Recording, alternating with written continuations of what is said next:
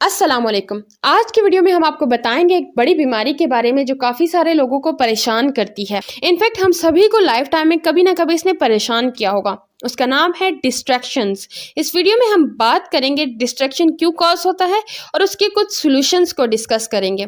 ये तो हमें पता है कि सक्सेसफुल होने के लिए हमें डिस्ट्रैक्शन को अपनी लाइफ से हटाना पड़ता है और हर काम को फोकस के साथ कंप्लीशन तक लेके जाना पड़ता है।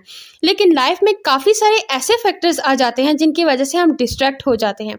हम अपने गोल्स अचीव करना चाहते हैं पर ये जो डिस्ट्रैक्शन है ये पैरों में बेड़ियों की तरह अटक जाता है और हमें रोक रहा होता है। डिस्ट्रैक्ट होने का मतलब है कि जब भी आप किसी टास्क को पूरा करने की कोशिश करते हैं तभी आपकी अटेंशन कोई दूसरा काम खींचने लग जाता है जिसकी वजह से आपका मेन टास्क अधूरा रह जाता है। डिस्ट्रैक्शन दो तरह का होता है। एक होता है एक्सटर्नल डिस्ट्रैक्शन जिसमें हमारा फ़ोन आ जाता है, हमारा लैपटॉप, इंटरनेट, डिफरेंट ऐप्स के नोटिफिकेशंस या कोई हमारा दोस्त आ जाता है जिससे गपशप में हम अपने मेन टास्क से हट जाते हैं। ये होती है हमारी एक्सटर्नल डिस्ट्रैक्शन।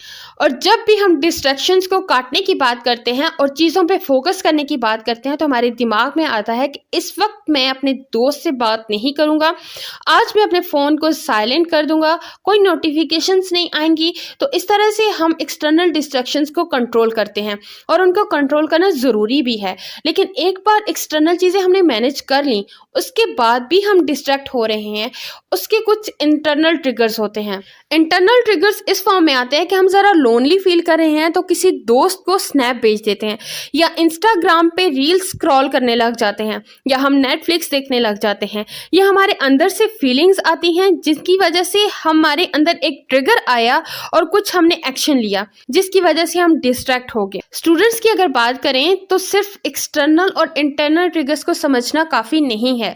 स्टूडेंट्स के लिए सबसे बड़ा कॉज ऑफ डिस्ट्रैक्शन ये होता है कि हम अपनी लाइफ को प्रायोरिटाइज नहीं करते। स्टूडेंट्स के लिए डिस्ट्रैक्शन का कॉज ये होता है कि उसके पास करने को तो 10 चीज़ें हैं और उसको पता है कि वो 10 चीज़ें कर सकता है पर टाइम 10 चीज़ें करने का नहीं है।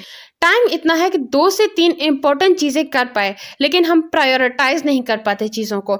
जब हम 10 काम करते हैं और एक काम से दूसरे काम में शिफ्ट होते हैं तो हम 20 minute on an average waste कर देते हैं दूसरे काम में कंप्लीटली शिफ्ट होने में। फिर हम थोड़ी देर आधा घंटा एक काम करते हैं फिर कुछ और काम कर लेते हैं तो इस तरह से दोबारा से 20 मिनट वेस्ट कर देते हैं। इस तरीके से 10 काम अगर हम कर रहे होते हैं दिन के अंदर तो 200 मिनट साथ में हम वेस्ट कर रहे होते हैं। अब वो वेस्टेड मिनट्स को हम काउंट नहीं कर, इसलिए कहा जाता है कि बहुत इंपॉर्टेंट है कि दिन के अंदर 3 से 4 ज़रूरी काम ही करें। तो ये हो गया मेन काज हमारे डिस्ट्रैक्शन का। अपनी लाइफ के अंदर हम किस तरह डिस्ट्रैक्शन को हटा सकते हैं उसके कुछ बेसिक तरीके हैं। सबसे पहला तरीका होगा हमारे लिए कि हम लाइफ में प्रायोरिटीज़ को सेट कर लें। अगर हमारा गोल नहीं है तो सबसे पहले एक गोल बनाएं, उस गोल को प्रायोरिटीज़ में नंबर 1 पे रखें। चाहे हम स्टूडेंट्स हैं, चाहे हम वर्किंग इंडिविजुअल्स हैं या फिर हम कुछ और परस्यू करना चाहते हैं। दूसरा तरीका ये होगा कि हमें अपने दिन को पहले ही प्लान करना है। तो डिस्ट्रैक्शन कब आएगा कि जब हमें पता ही नहीं होगा कि हमें एक्चुअली करना क्या है और उस टाइम पर हम गलत चीज़ें कर रहे होंगे। तो पहले ही दिन अगर प्लान्ड होगा तो हमें पता होगा कि हमें कौन सी चीज़ों को हाँ कहना है और कौन सी चीज़ों को ना कहना है।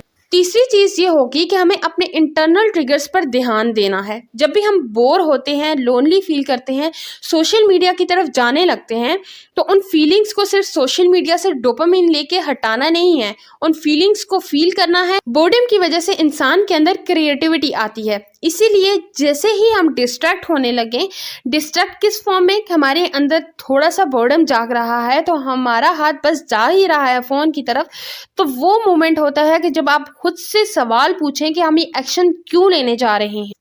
हम वो फील करें जो फील करना चाह रहे हैं या फिर हम अपने बोर्डम को दूर करने के लिए थोड़े प्रोडक्टिव वेज को फॉलो करें। जैसे हम कोई स्किल सीख सकते हैं, अपने हॉबी की तरफ ध्यान दे सकते हैं या कुछ और अच्छी चीज़ें सीख सकते हैं रेदर देन कि हम मीनिंगलेस चीज़ों की तरफ ध्यान दें। चौथी चीज़ ये आती है कि हम अपनी डिस्ट्रैक्शन को शेड्यूल करें कि जैसे अगर हमने सोशल मीडिया यूज़ करना है या हम अपने किसी दोस्त से बात करनी है तो ज़रूर कीजिए, लेकिन उसके लिए टाइम फिक्स करें कि दिन का या शाम का 7 से 7:30 आधा घंटा या 1 घंटा मैं सोशल मीडिया यूज़ करूँगा या अपने दोस्त से बात करूँगा।